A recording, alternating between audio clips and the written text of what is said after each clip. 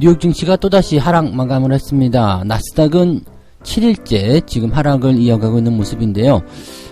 낙폭은 크지 않고 또 장중의 움직임도 상승과 하락을 반복하는 모습이긴 했습니다만 어쨌든 약세 마감이라는 부분들은 투자자들이 얼마나 시장에 대해서 경계감을 가지고 있는지 알려주는 대목인 것 같습니다. 아직까지는 불확실하겠죠. 그래서 이번 주 지나갈 때까지는 여전히 우리도 경계를 해야 된다는 부분들 참고하셔야 될 것 같습니다. 이 이야기 전달해 드리고요. 그래서인지 모르겠는데 짐을 싸서 시장을 떠나가는 개인 투자자들이 늘어나고 있다고 합니다. 코스피 쪽에 거래량도 많이 줄게 되고 또 거래 대금도 많이 줄게 되는 상황인 것 같습니다. 이렇게 그 시장에 참여하는 부분들이 줄어들게 되면서 당연히 비투도 줄어들게 되는 거고 여러 가지 상황들이 벌어지게 되겠습니다. 자, 이런 상황들은 대체적으로 이제 시장이 바닥일 때 많이들 나타나기 때문에 오히려 이런 것들이 나쁘진 않다라고 생각하는 부분이 될 수도 있을 것 같은데요. 자, 이 부분들 좀 알아보도록 하겠고요. 자, 달러가 설마 더 오르겠느냐, 즉 강달러 기조 환율이 더 올라가겠냐, 이런 식의 얘기가 나오고 있습니다. 그래서 달러에 대해서 반대쪽으로 투자하는 사람들이 늘어나고 있다고 하는데 물론 이제 달러 즉 인덱스 지금 이 환율에 대한 부분들이 더 급하게 올라갈 것 같지는 않습니다만은 그렇다고 또 급하게 떨어질 것 같지는 않잖아요. 그래서 이런 투자 과연 괜찮은 건지 여기도 한번 짚어보도록 하겠습니다.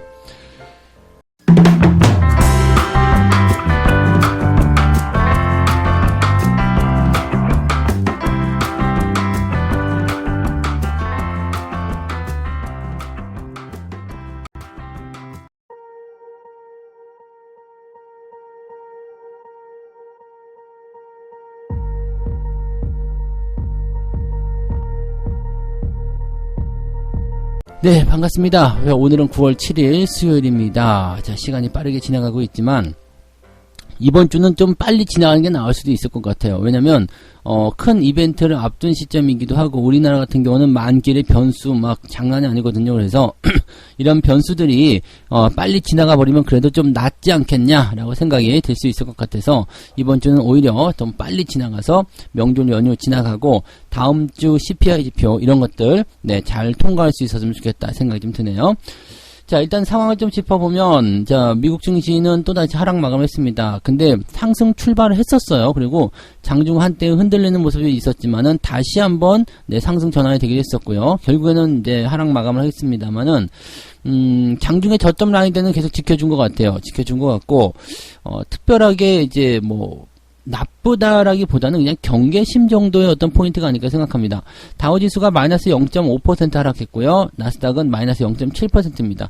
낙폭이 크다고 볼 수 없지만 또 그렇다고 작다고 볼 수도 없는 상황이거든요. 그러니까 열심히 팔아먹는 사람들도 생기고 있는 거고 또 거기에 대비해서 더 이상 떨어지면 안 돼 라고 생각하면서 밑에서 계속 받아주는 움직임도 있는 것 같다 생각하시면 될 것 같습니다. 지금 이번 주 같은 경우는 계속 변동성을 보일 수밖에 없는 게 여러가지 재료들이 또 섞여 있고 이 재료들이 확정적으로 나오는 것이 아니라 사람의 의견 또는 이제 예정 이런 것들에 대한 막연한 생각들이기 때문에 시장의 어떤 변동성을 더 키운 것이 아닌가 생각되기도 합니다. 금리도 조금 애매해졌죠. 국채금리도 지금 보니까 많이 올랐어요. 그래서 15년 내에 최고치로 상승하는 모습, 2년 국채금리가 많이 올라가는 모습이 좀 나타났습니다. 그러니까 이런 것들이 나타나게 되면 좀 불안한 상황들이 있을 수밖에 없겠죠. 지금 2년물 국채금리가 장중에 3.5% 요 정도까지 올랐습니다. 그리고 10년물 같은 경우는 3.3% 요 정도 올라갔기 때문에 지금 장단기 국채금리 역전되어 있는 거 계속 진행되고 있죠. 네, 지금 단기 국채금리가 장기 국채금리보다 더 높은 수치잖아요. 그러니까 이런 부분들은 경기 침체를 우려한다. 이런 식으로 얘기가 나오고 있다 생각하셔도 되겠습니다. 자, 아무튼 이런 복잡한 내용들이 있기 때문에 여기에서 어떤 부담감들 계속 작용하고 있는 거 아닌가 생각합니다. 재료들을 한번 살펴보도록 합니다. 이번 주에는 파월 의장이 다시 연설하게 되는 부분이 있고요. 자, 연준 당국자들의 발언이 계속 예정되어 있습니다. 아마 오늘 부터도 계속 얘기가 나올 거고 이 연준 위원들이나 파월은 어떤 얘기를 할 것이냐. 자, 인플레이션이 지속해서 둔화하고 있다는 신호를 확인할 때까지는 긴축 강도를 유지할 것이다 라고 그냥 발언을 계속할 것이라는 얘기죠. 자, 이 CPI 지표가 발표되기 전에 연준 위원들이 떠들어대기 때문에 이 CPI가 실질적으로 좀 더 떨어져서 이 인플레이션이 연속적인 하락을 보여주고 있다라는 입장을 표명하기 전까지는 좀 애매하겠죠. 근데 애매하게도 이제 이 CPI 지표 발표 이후에는 연준 위원들의 발언을 못할 거예요. FOMC를 앞두고 있기 때문에 발언을 못하게 되는 상황이 벌어지게 될 테고, 그 전에 막 그냥 조져되는 것 같아요. 자, 따지고 보면은 이 부분들은 뭔가 이제 CPI 지표가 떨어질 거라는 건 우리가 알고 있어요. 어느 정도 예상할 수 있는 부분인데, 그것을 염두에 두고, 또 연준 위원들의 뭐, 이런 금리 인상에 대한 기대감이, 뭐, 지금은 0.75가 아주 그냥 극단적으로 높은 상황이긴 합니다만, CPI 지표 발표에 따라서 시장 분위기가 좀 누그러지게 된다라면은 0.5도 가능할 수 있거든요. 그러니까, 실질적으로 보면은 지금 막 조져놓고, 그리고 나서 주가가 반등을 할 수 있는 시점에서, 네, 입을 딱 다무는 그런 형태로 갈 수도 있지 않을까. 즉, 일부러 조지는 그런 형태의 모습일 수도 있겠다. 일부러 조정을 좀 깊게 만드는 그런 형태로 갈 수도 있겠다. 이런 생각도 좀 해봤는데, 뭐, 아직은 알 수가 없죠. 네, 뭐, 일단은 이 사람들이 하는 말들이 나쁜 건 아니에요. 뭐, 틀린 말도 아니죠. 인플레이션이 좀 줄어드는 상황까지는 일단 긴축을 계속 유지해야 된다. 이런 식이기 때문에, 그냥 그저 바라는 것은 그거예요. 금리를 너무 빨리 올리지 마라. 금리를 올리는 것은 어느 정도 인정하는데, 너무 빠르게 올려서 시장에 충격 주지 마라. 난 딱 그런 얘기죠. 그래서 이번 주에 파월 의장의 발언은 좀 중요한 한 대목이 될 것 같기도 합니다만은 지난번에 잭슨홀에서 한번 네, 시장에다 충격을 준 부분이 있기 때문에 이번에는 조금 그래도 완화된 발언을 하지 않겠느냐라는 생각은 하고 있습니다. 그러면은 뭐 글쎄요. 일단은 명절 연휴 동안에 어떤 변수가 일어날지 모르겠습니다만 그런 부분들이 긍정적으로 시장에 영향을 줄 수 있지 않을까. 이번 주는 어차피 만기를 있고 하기 때문에 계속 변수와 싸워야 돼요. 그래서 이번 주는 재미없을 거고요. 다음 주 CPI 지표 발표 이후부터는 명절 끝나고 나서부터는 좀 괜찮아질 것 같다 생각은 하고 있습니다.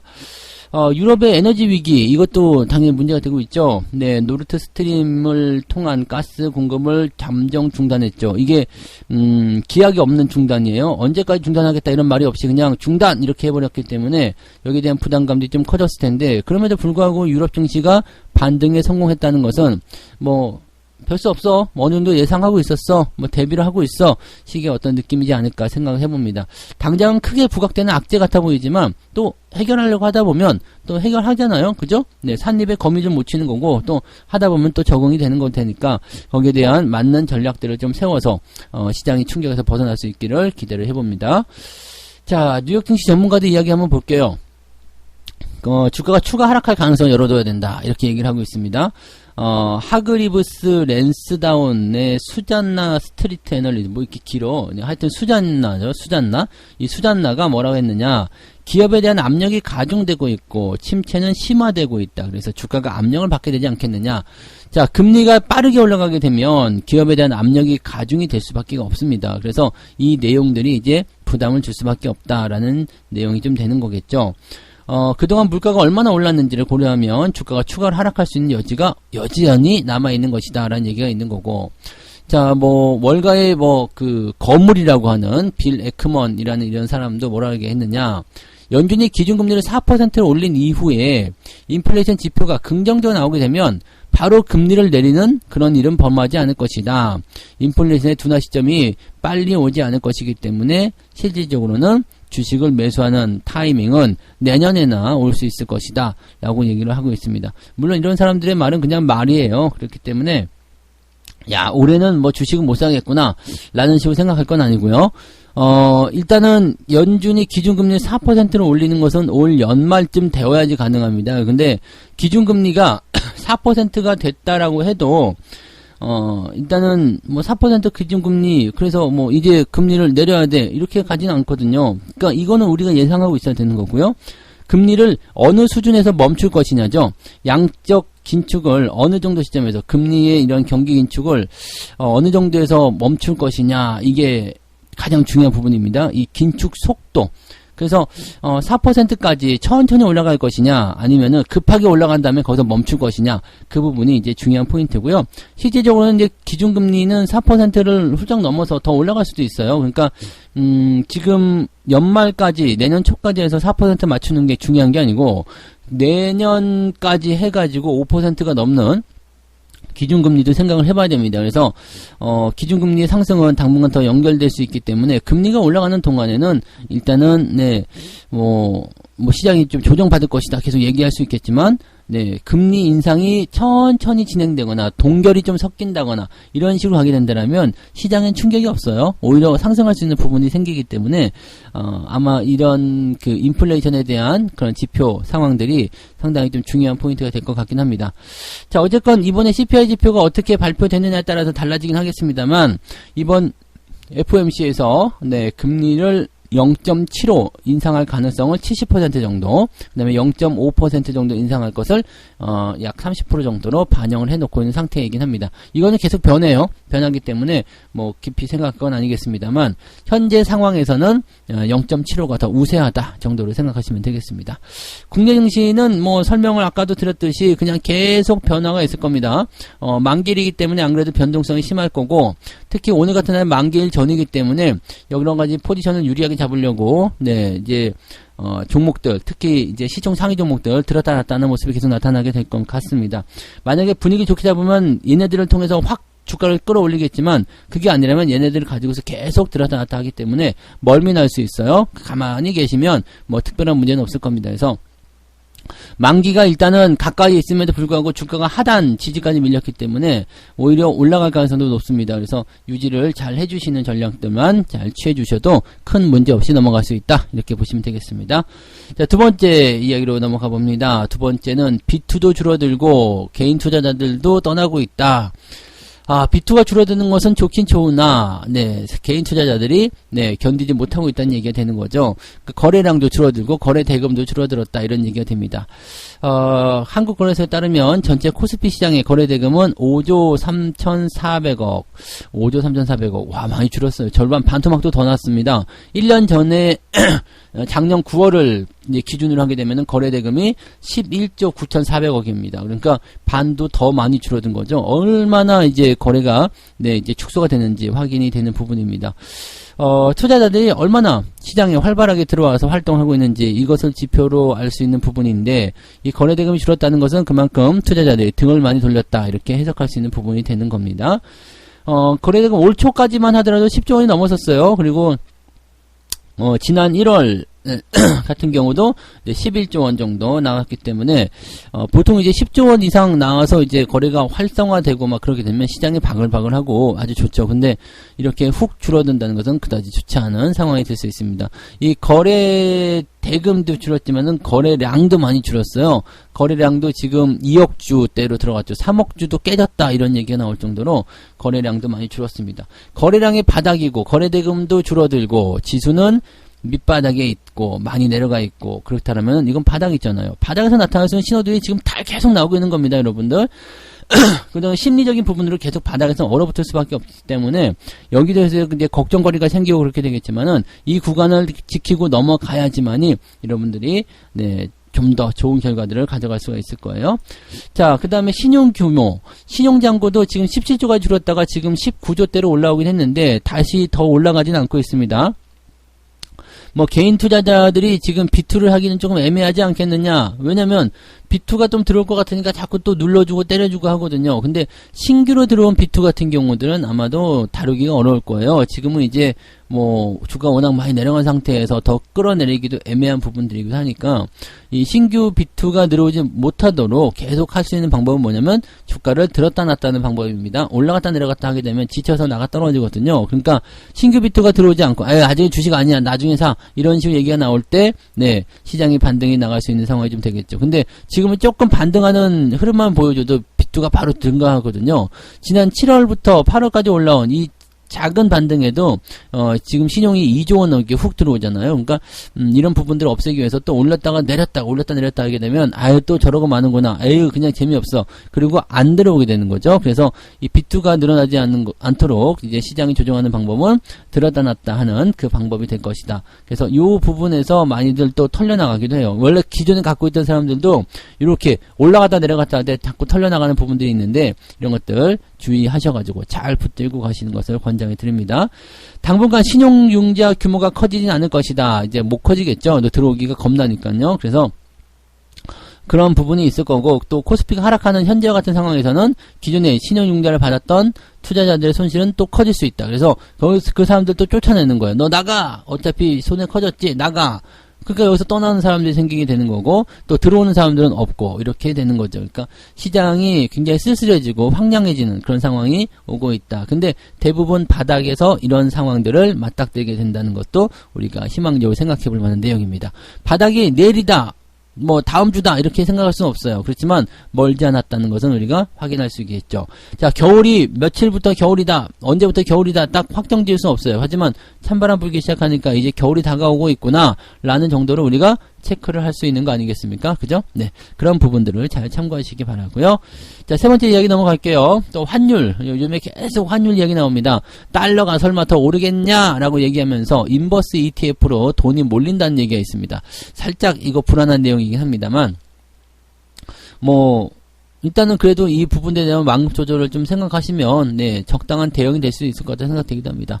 자, 지금 달러 선물 지수를 거꾸로 추종하는 그러니까 ETF가 있는데 이것이 뭐 인버스라고 보시면 되겠죠. 그래서 지금 달러의 선물 지수를 거꾸로 추정하는 그 ETF가 5개가 있는데 이 중 3개는 달러 선물 지수 움직임의 역방향으로 2배를 추정한다. 레버리지가 들어갔다는 얘기죠. 그래서 이쪽으로 투자를 많이 하고 있다라고 하는 겁니다. 달러가 1% 떨어지면 2% 수익률을 얻도록 설계가 되어 있다라는 건데, 지금 미국 달러 선물 인버스 곱하기 2, 네, 이 고버스라고 봐야 되겠죠. 이 고버스 쪽으로 이제 매수를 많이 하고 있는 것 같아요.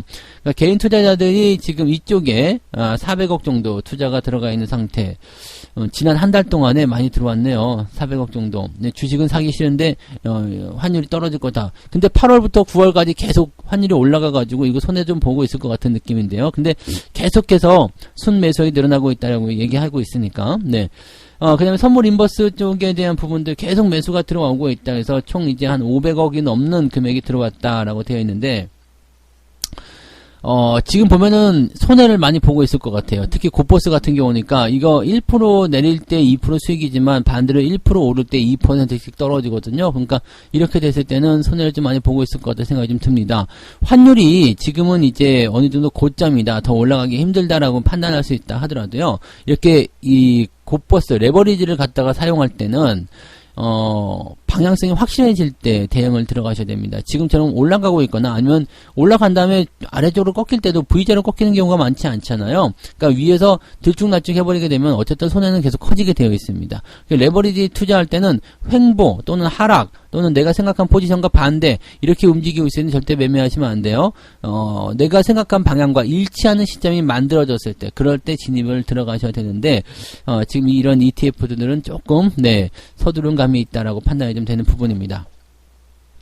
그리고 이제 그 달러가 강세 보이고 있어요. 지금 달러 강세 보이잖아요. 근데 이쪽에서는 지금 ETF 쪽에서 자금이 계속 빠져나가고 있다라고 합니다. 네, 한 달 사이에 16억 원 순매도가 관찰됐다 되어 있는데 달러가 올라가고 있는 과정에서 돈을 빼버렸기 때문에 이거는 또 재미가 없었을 것 같아요.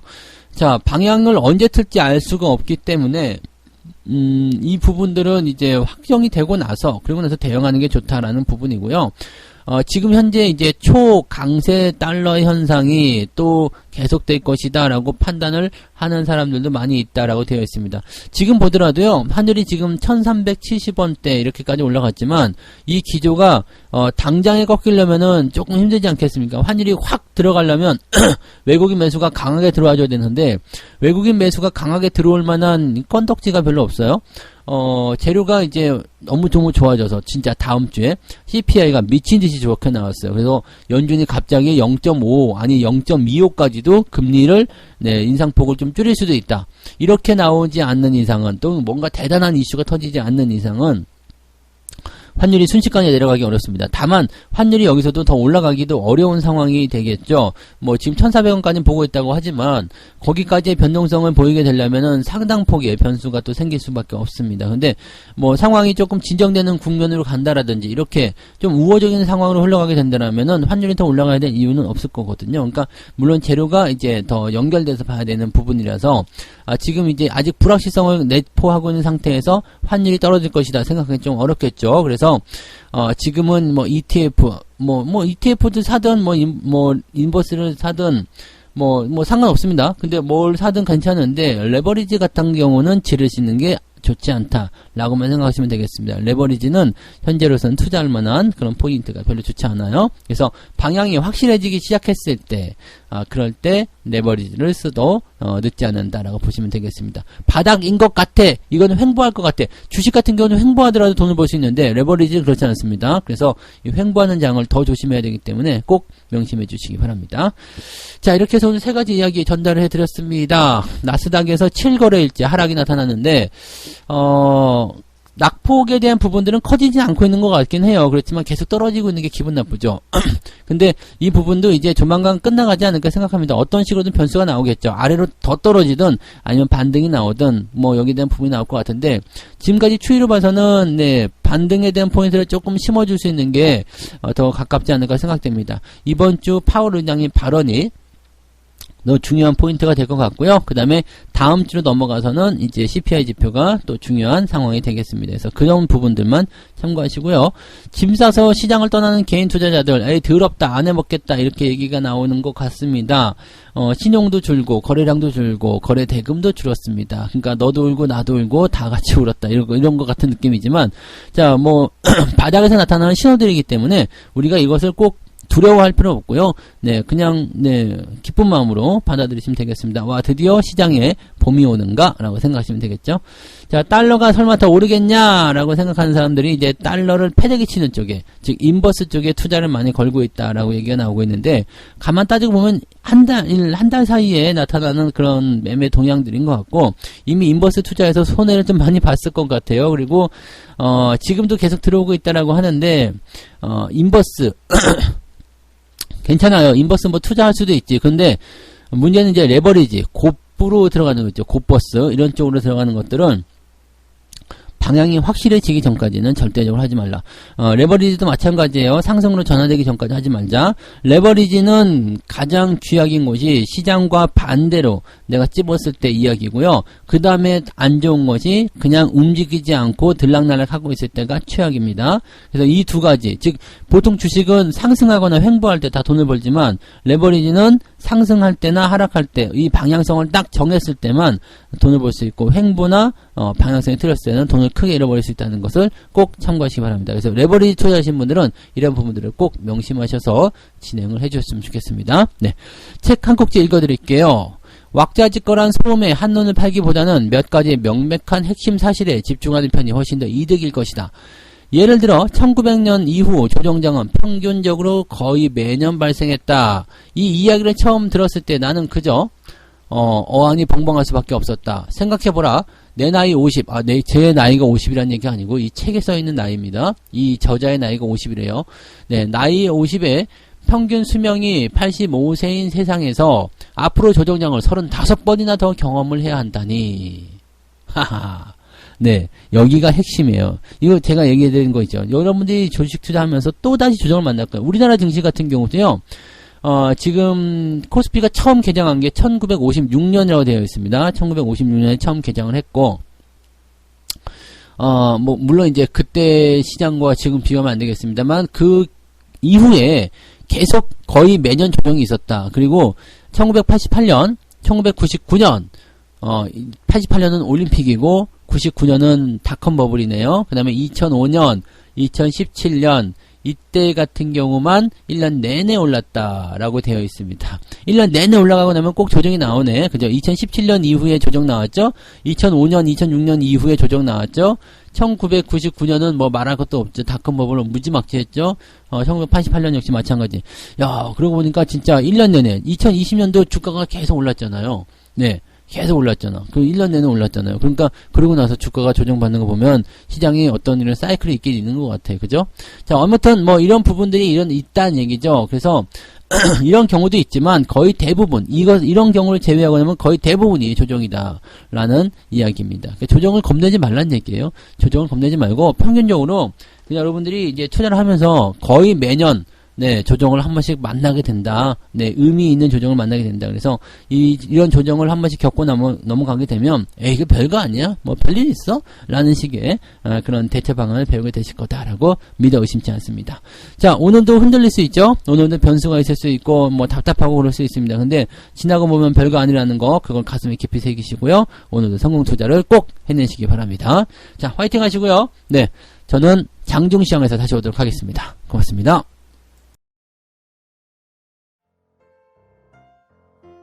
본 방송에서 제공되는 모든 정보는 투자 판단의 참고 자료이며 투자의 최종 책임은 본 방송을 이용하는 본인에게 있습니다.